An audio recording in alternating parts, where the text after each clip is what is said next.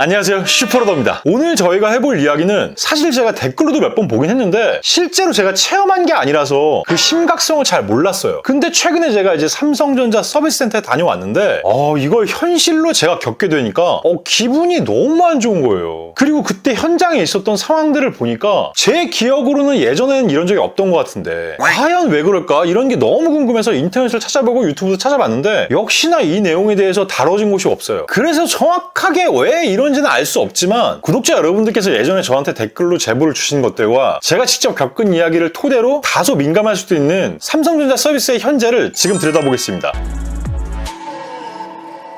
자, 일단 저는 한 3주 전쯤에 평일 오후 한 2시, 3시쯤에 삼성전자 서비스센터를 좀 들렸어요. 제 핸드폰이 고장나서 간 건 아니고 제 친구가 플립을 쓰고 있는데 이 힌지 때문에 플립이 열리지가 않더라고요. 그래서 AS 센터를 같이 갔죠. 먼저 짚고 넘어갈 건 삼성전자 서비스센터의 평일의 운영시간은 오전 9시부터 오후 7시까지입니다. 그러니까 3시 전에 간 저는 굉장히 빨리 도착한 거예요. 근데 낮에 갔기 때문에 굉장히 한가할 줄 알았는데 의외로 사람이 많더라고요. 근데 제가 입구에 들어서자마자 굉장히 시끄러운 거예요. 어르신들이 막 다툼을 하고 계시더라고요. 어르신들끼리 그러시는 게 아니라 직원분들하고 약간 트러블이 좀 있으신 것 같았어요. 그래서 저는 그냥 그런가 보다. 그리고 이제 접수를 하러 갔죠. 당일 AS 접수가 마감이 됐다는 거예요. 운영 시간이 아직 한 4시간 정도 넘게 남았는데도 당일 AS에 대해서 접수가 안 된다는 거예요. 그래서 왜 그러냐 이렇게 물어보니까 오전이랑 점심 때 많은 고객분들이 오셔서 접수를 하는 바람에 이미 조기 마감이 됐기 때문에 더 이상 AS 접수를 받지 않는다. 만약에 AS를 받고 싶으면 제품을 맡기고 가거나 혹은 다른 날 오전에 오라는 거예요. 자, 근데 제가 왜 방문을 했다고 그랬죠? 친구 핸드폰이 플립인데 힌지 때문에 이게 열리지 않는다고 그랬잖아요. 그러면 핸드폰을 사용할 수 없는 건데 당일 AS가 안 되면 정말 의미가 없는 거잖아요. 그래서 저는 그때 알았어요.